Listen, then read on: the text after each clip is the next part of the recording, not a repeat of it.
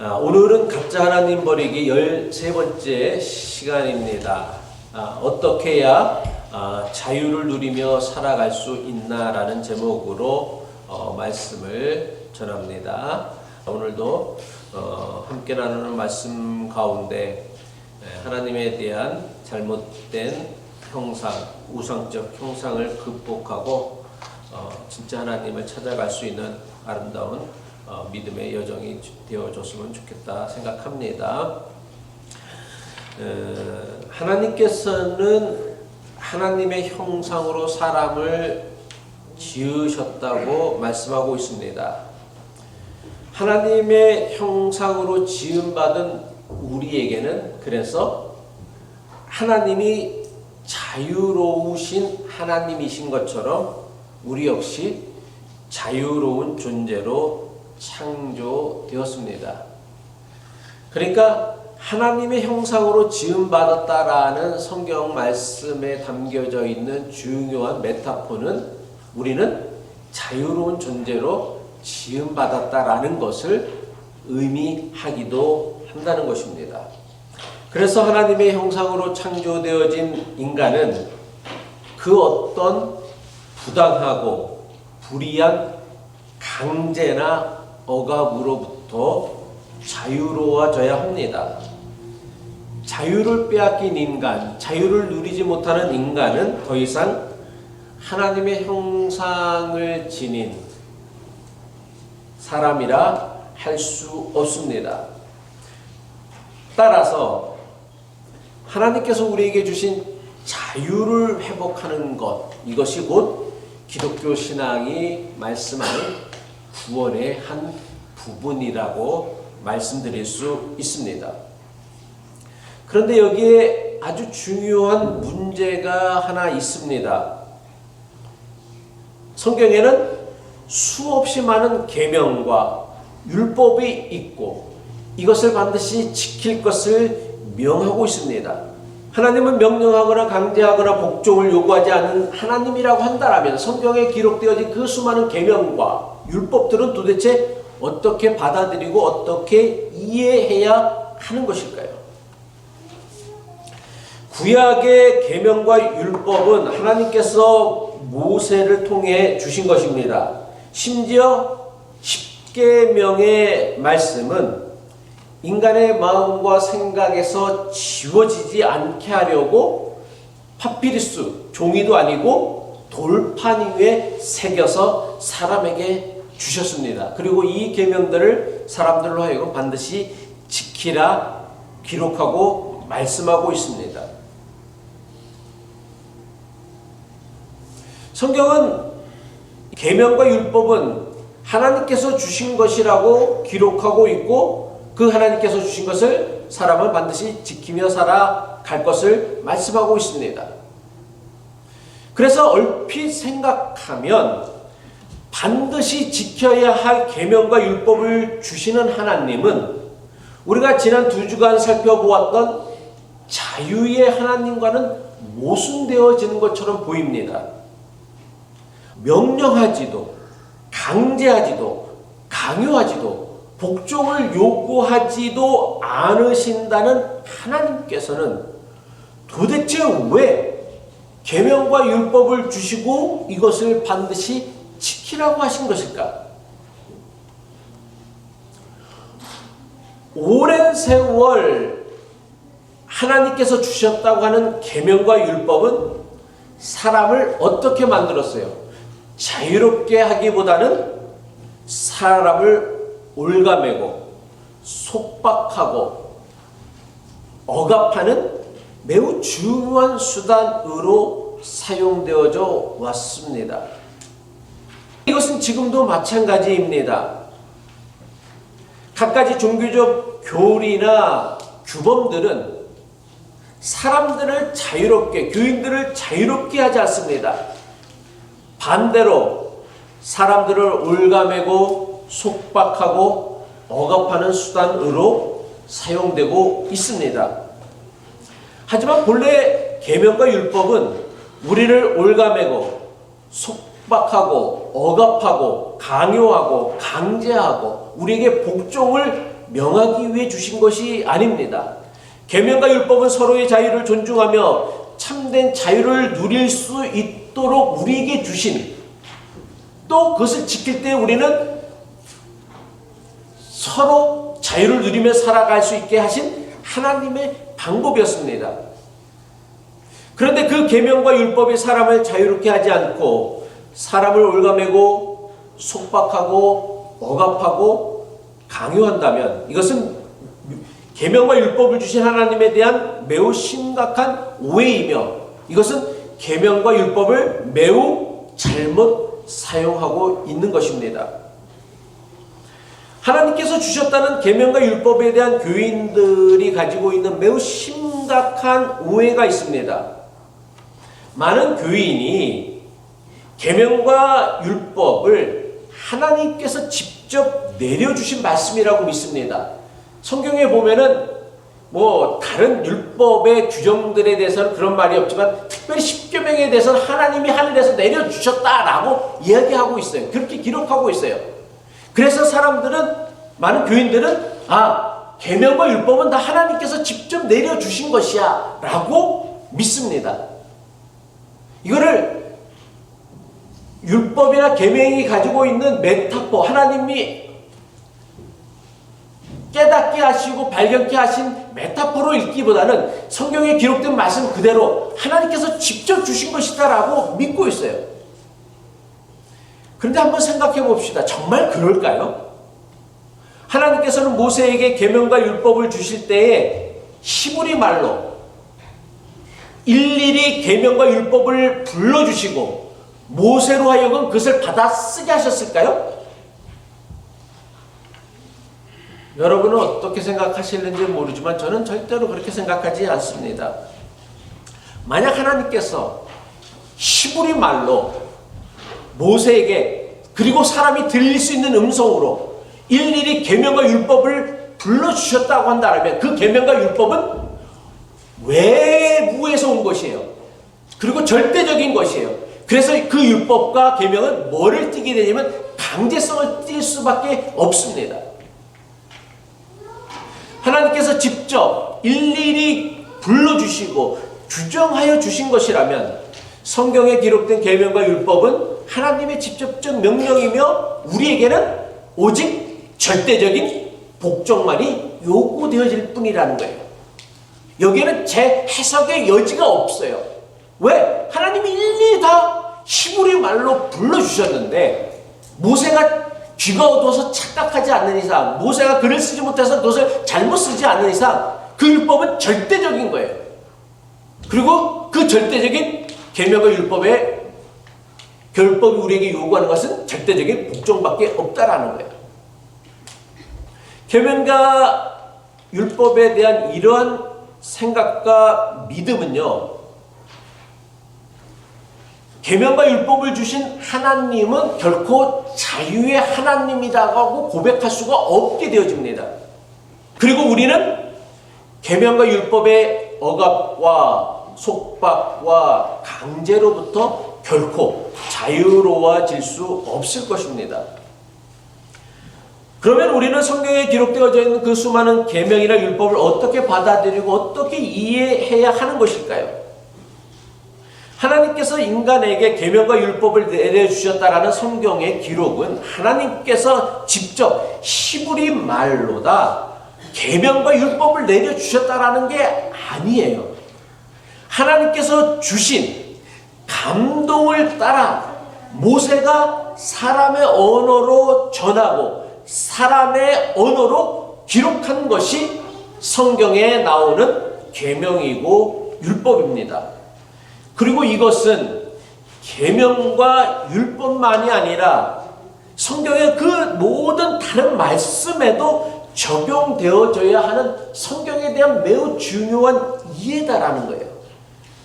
사도 바울은 디모데에게 보내는 편지에서 뭐라고 말씀하고 있냐면 아주 잘 아는 유명한 말씀이죠. 모든 성경은 뭘로 되었다? 하나님의 감동으로 된 것으로 교훈과 책망과 바르게 함과 의로 교육하기에 유익하니라고 사도 바울이 디모데에게 말씀하고 있습니다.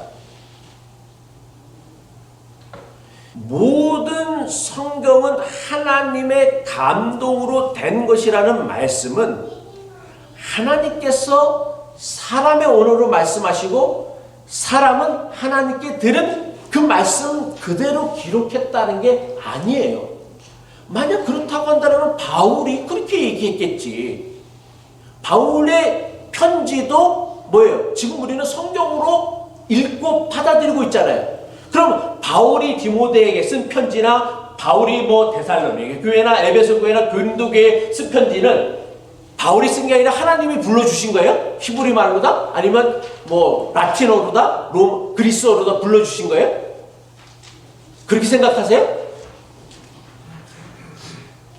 아니요. 그렇지 않습니다. 그렇지 않기 때문에 바울이 뭐라고 했냐면 모든 성경은 하나님의 감동으로 되어졌다라고 얘기했어요. 하나님께서 사람에게 주신 감동을 따라서 사람이 깨달은 것을 사람의 말과 글로 기록한 것이 성경이고 구약에 나오는 계명과 율법 역시 하나님이 일일이 직접 규정하여서 내려주신 것이 아니라 모세가 깨달은 하나님이 주신 감동을 따라 깨달은 내용들을 사람의 말과 글로 기록하였다라는 거예요. 하나님께서 모세에게 주신 감동을 따라 모세는 이스라엘 백성들이 장차 어떻게 살아야 할지에 대한 깨달음을 기록한 것이 바로 계명이고 율법이라는 거예요.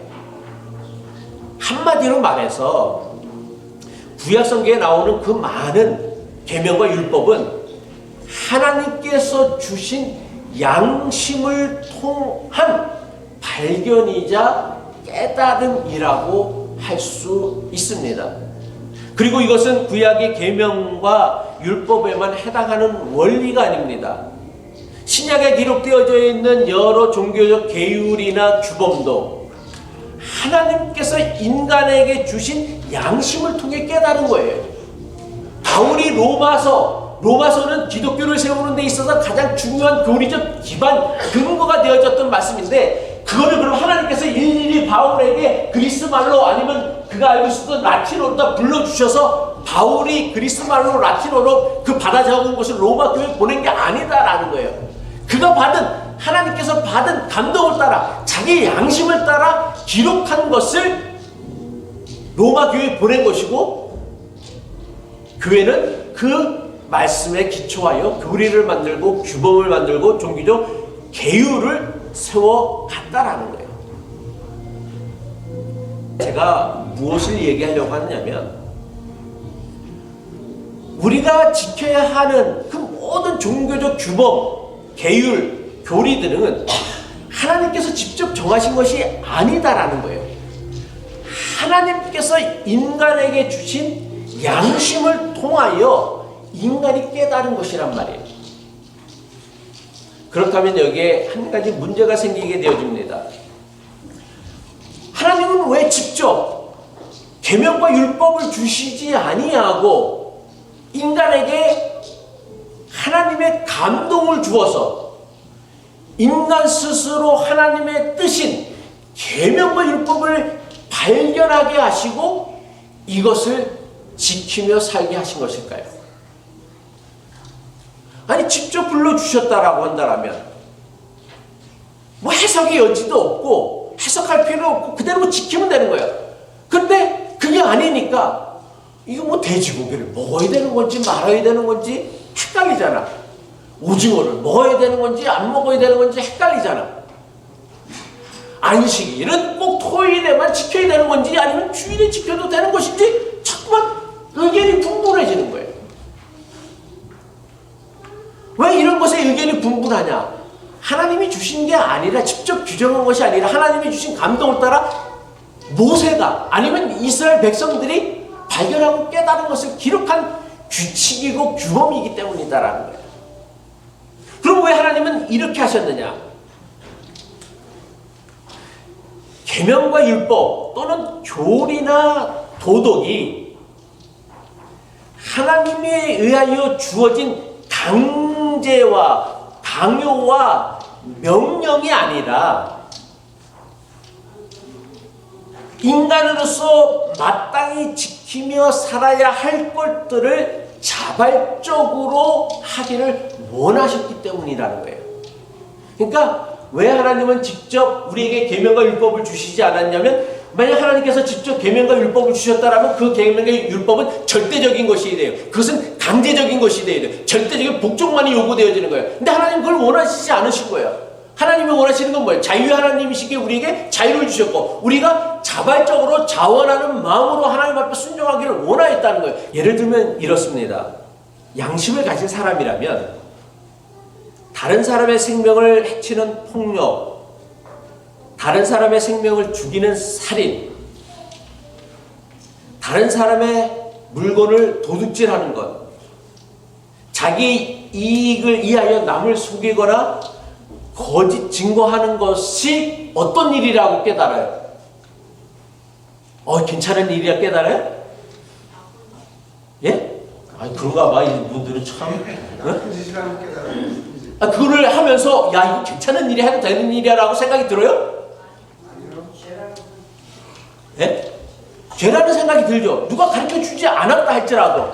이건 심지어 기독교 신앙을 가지지 않은, 종교를 안 가진 무신론자들도 가진다란 말이야. 누구나 다 가지고 있는 생각이란 말이야. 양심을 가지고 있는 사람이라고 한다는, 사이코패스, 정신적으로 문제가 있는 사람, 뇌에 질환이 있지 않는 사람이라고 한다면 남의 생명을 해치는 것, 남을 때리는 것, 남의 것을 도둑질하는 것, 자기 이익을 위하여 남을 속이고 남을 기만하고 거짓말하는 것, 거짓 증거하는 것, 이것은 잘못된 것이다라는 걸 깨닫는다라는 거예요. 그래서 우리는 살인하지 말라, 도둑질하지 말라, 이웃의 것을 탐내지 말라라는 성경의 계명을 어쩔 수 없이 마지못해 억지로 지켜야 하는 강제나 강요로 받아들이지 않는다라는 거예요. 살인하지 말라, 도둑질하지 말라, 이웃의 것을 탐내지 말라는 성경의 계명은 인간이 인간다운 삶을 살기 위한 자발적인 선택이며 자발적인 순종이다라는 거예요.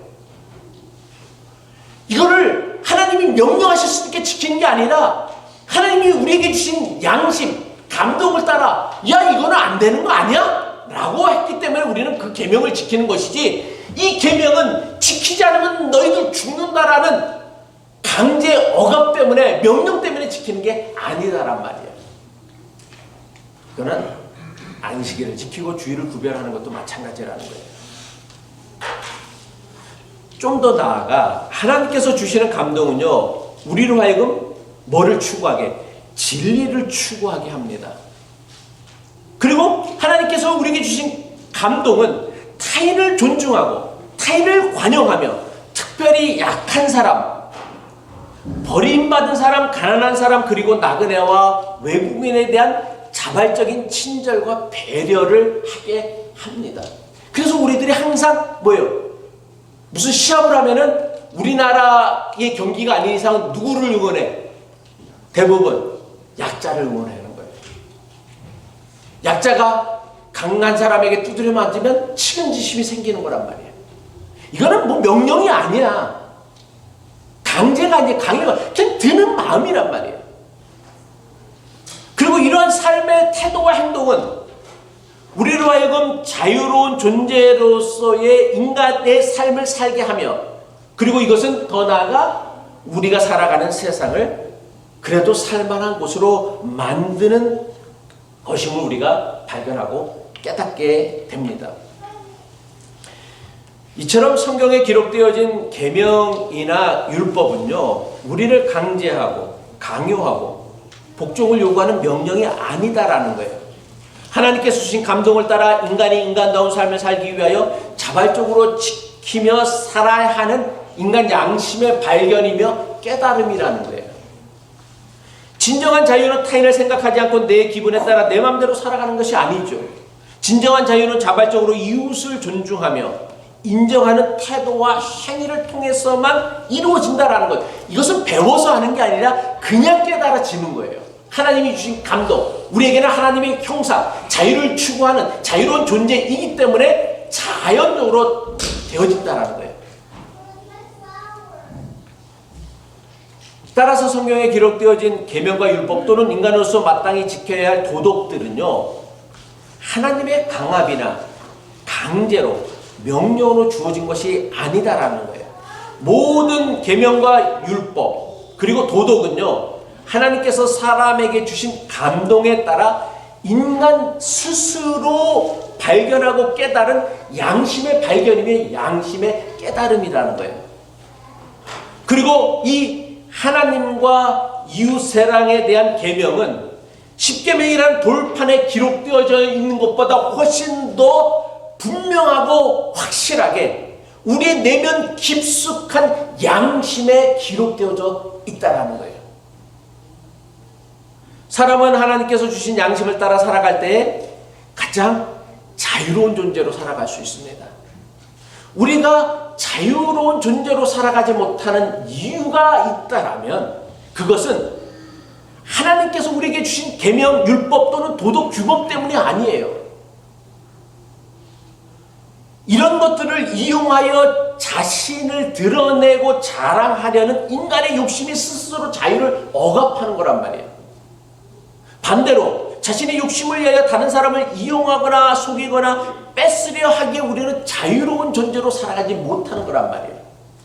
다시 말해, 하나님은 우리를 자유로운 존재로 창조하셨는데 우리가 그 하나님의 자유를 누리며 살아가지 못하는 이유가 있다면 우리가 뭐를 따라 살아가지 않기 때문에? 양심을 따라 살아가지 않기 때문이라는 거예요. 어거스틴은 이것을 이렇게 설명하고 있습니다. 아주 유명한 신학자이죠. 뭐 그 사람 얘기가 다 맞는 건 아니에요.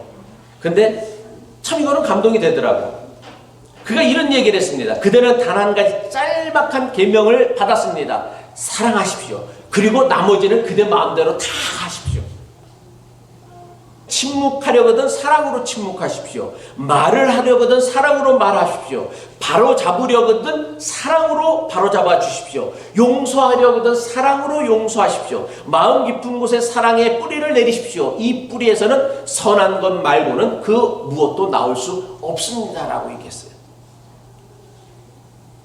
인간의 양심은요, 하나님의 형상이 가장 뚜렷하게 남아있는 곳이에요. 따라서 인간이 자신의 양심을 거스르며 행동하는 것, 이것은 곧 누구를 대적하며 살려고 하는 거예요? 하나님을 대적하며 살려고 하는 대표적인 행동이라는 거예요. 우리를 향하신 하나님의 뜻은 우리가 양심대로 행동하는 것에 있습니다. 양심을 따르며 산다라는 것은 우리 스스로가 진정한 자유를 누리는 존재가 되어 간다는 걸 의미한다는 거예요.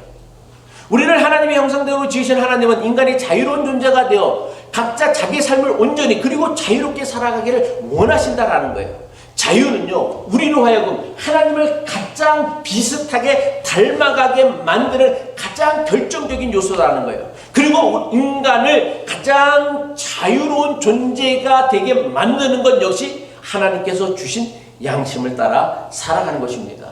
이것이 바로 사도행전 24장 16절의 말씀이에요. 이것으로 말미암아 나도 하나님과 사람에 대하여 항상 양심에 꺼리낌이 없기를 힘쓰나이다. 제 신학이 때로는 많은 교인들에게 거부감을 가질 수 있어요.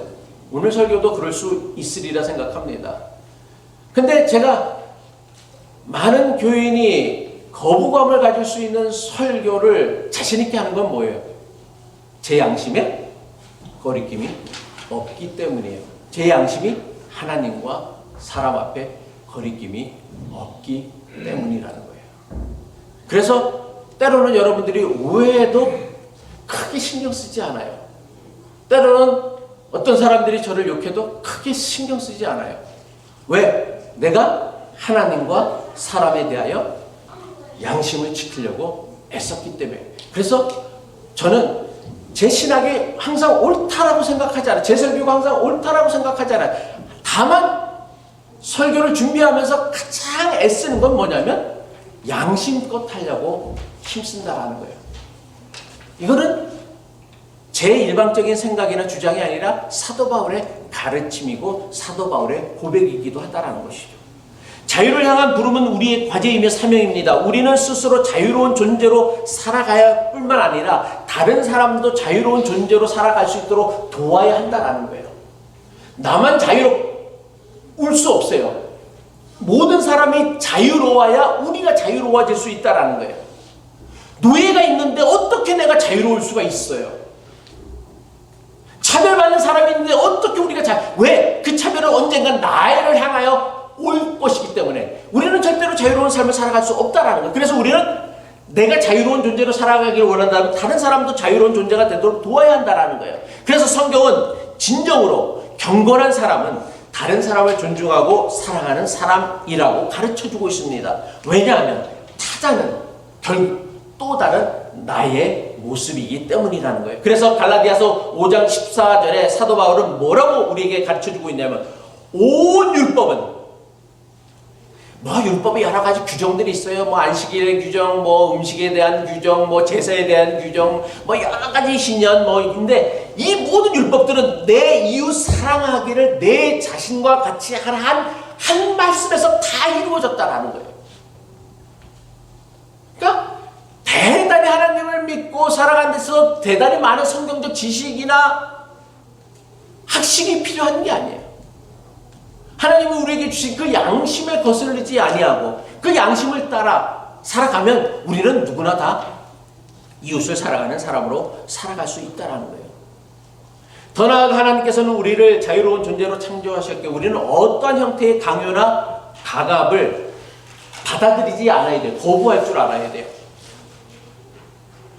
이것은 마찬가지로 우리는 다른 사람에게도 어떠한 형태의 강요나 강압을 하지 않는 것을 의미합니다. 우리가 자꾸만 남에게 뭔가를 강요하고 강압하는 이유는 뭐예요? 다른 사람의 강요나 강압을 받아들이고 인정하기 때문에 그렇다란 말이에요.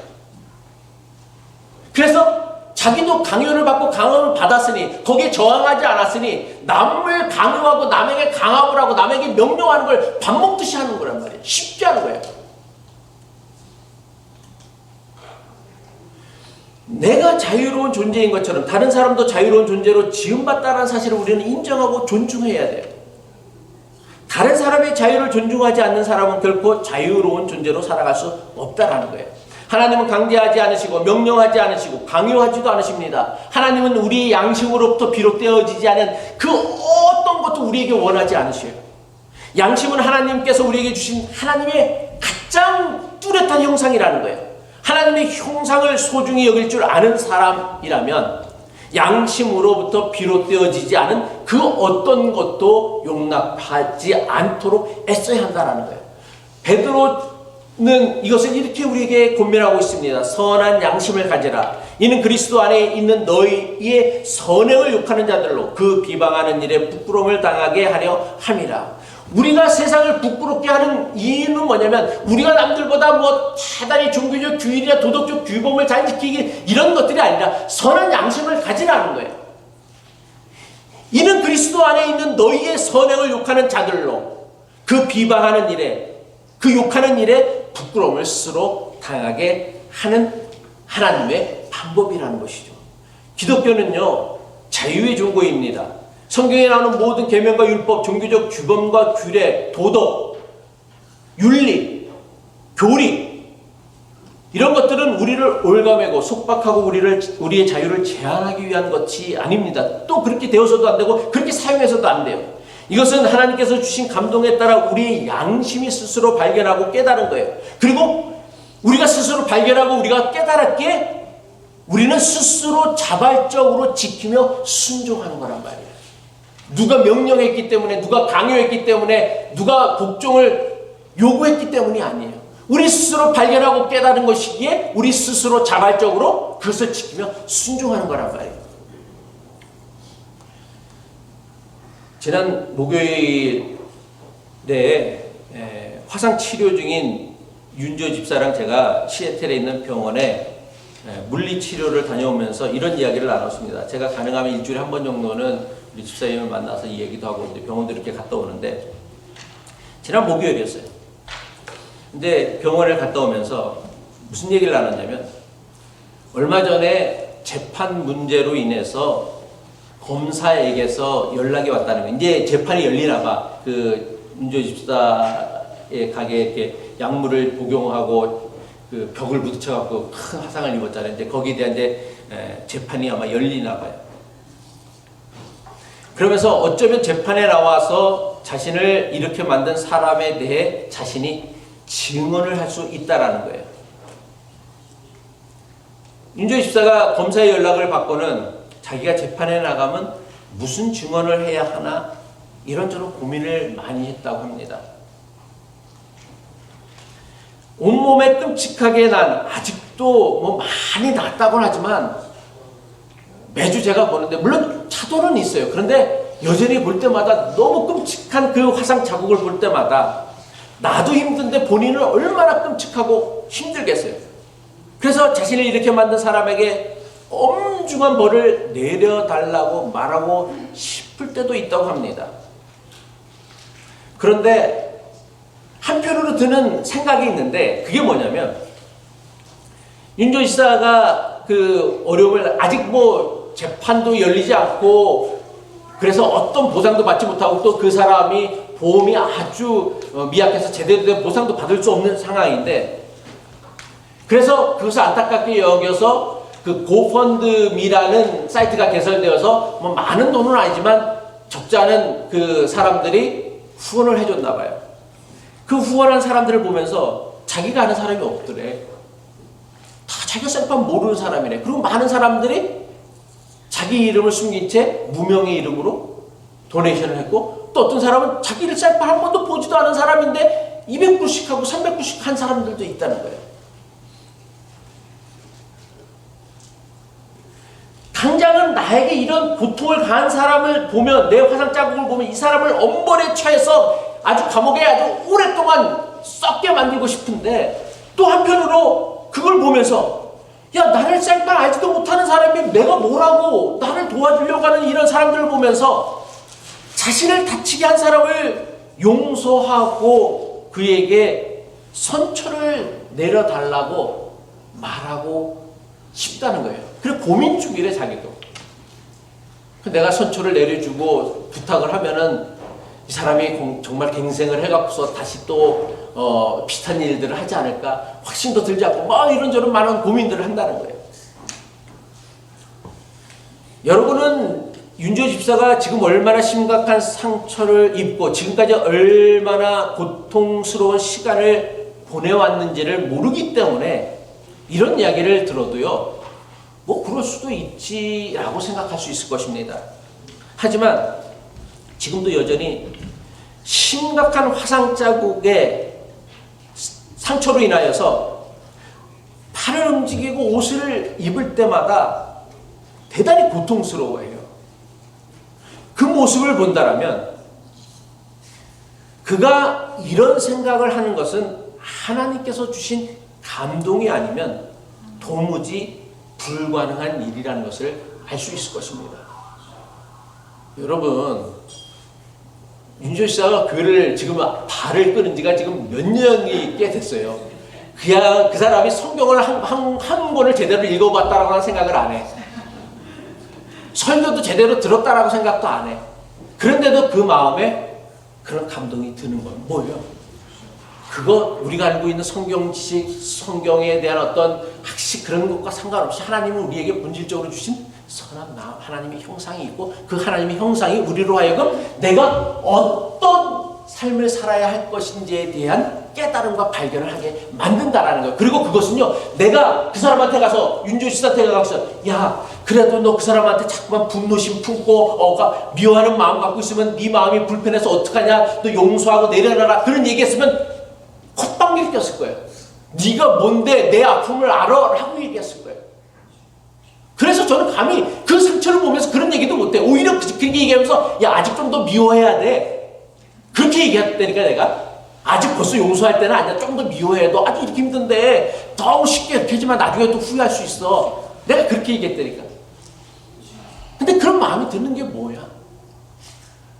자기가 스스로 발견하고 깨달은 거예요. 그래서 그 마음이 생기는 거야. 용서하고 싶은 마음이. 이게 용서하는 거란 말이야. 이게 그리고 거기서부터 우리는 집사는 어떻게 되는 거예요? 그 자기를 괴롭게 하고 다치게 한 그 억압으로부터, 운명으로부터 조금씩 자유로워지고 있다는 거예요. 말씀을 마칩니다. 계명과 율법을 지키며 살아가는 것은요, 규정이나 규칙에 얽매여 살아가는 게 아니에요. 계명과 율법을 지키며 살아간다는 것은요, 한마디로 말하면 양심을 따라 살아가는 거예요. 그리고요, 양심을 따라 살아가는 것은 여러분의 확신이나 여러분의 이익보다 앞서야 돼요. 양심을 따라 살아가는 것은요, 여러분의 신념을 따라 사는 것보다 선행되어져야 되는 거예요. 양심을 따라 살아가는 것은 여러분의 그 정치적 성향보다 앞서야 한다는 거예요. 심지어 양심을 따라가는 것은요, 여러분이 가지고 있는 믿음을 따라 살아가는 것보다 우선해야 하는 거예요. 양심을 따라가는 게 우선인 거고 그 다음에 믿음인 거야. 양심에 기초하여 믿음을 세워야 되고, 양심에 기초하여 자기 사상을 세워야 되고, 양심에 기초하여 자기 신념을 세워야 되는 것이지, 세뇌되어진 신념, 강요되어진 신념, 강요되어진 확신, 강요되어진 믿음을 가지고 신앙생활을 하니까 우리가 그토록 오랫동안 신앙생활을 하면서 자유를 누리지 못하는 거란 말이에요. 교회만 오면 답답하고 숨이 막히는 거예요. 교회 갈 생각만 하면 짜증이 나는 거지. 하나님이 그런 예배를 원하실까요?